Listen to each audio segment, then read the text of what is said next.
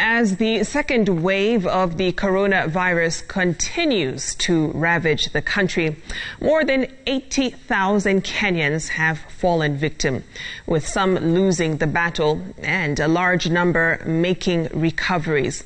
Now, those who survived have tales of fighting this invisible enemy.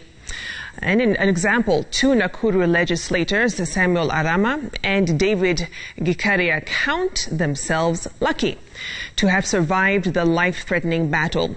It is an experience that has changed their perspective on the country's healthcare system and the pandemic. The legislators spoke to Marianne Nyambura on battling the virus and the stigma that comes with it.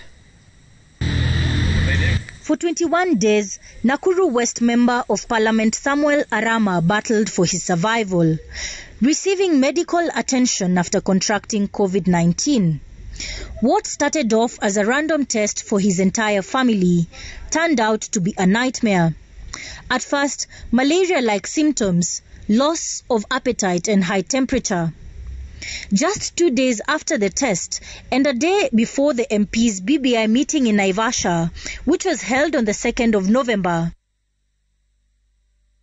Became very thirsty, and you want to take water. I was drinking water. By the time it was reaching around Sapaya Usiku, I had finished this water, I had finished these juices.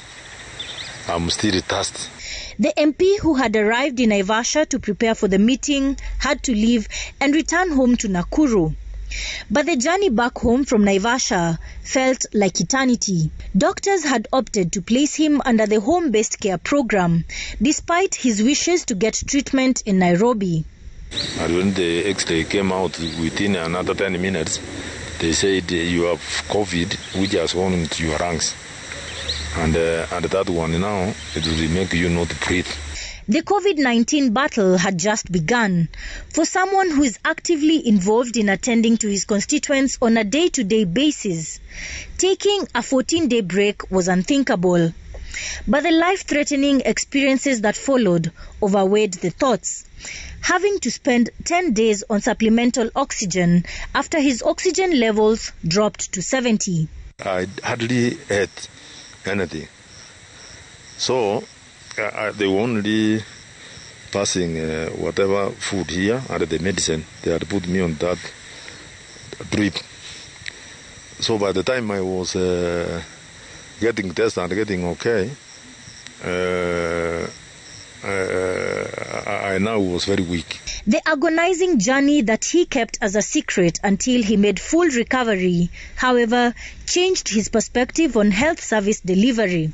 This disease is a killer disease. But I'm one person who used to say it is not necessary to wear these masks or blah blah like that.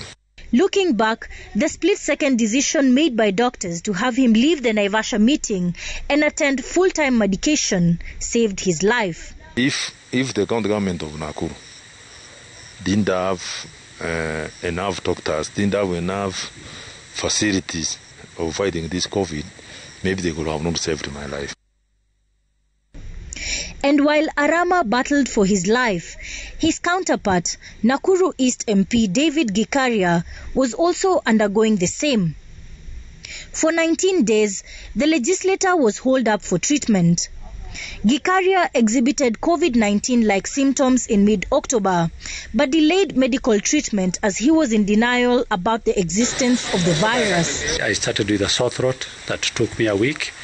On the doctor's advice, the following week he advised for some antibiotics, which did not clear my sore throat. I didn't have taste. I was very weak. The legislator says the bigger battle was the stigma associated with the disease. The two legislators who have now fully recovered say are now seeing life through a different lens after the harrowing experience. It was tough. It was very demanding. Most of the people would hear that When you're sick, of course, normal sickness, you get so many visitors.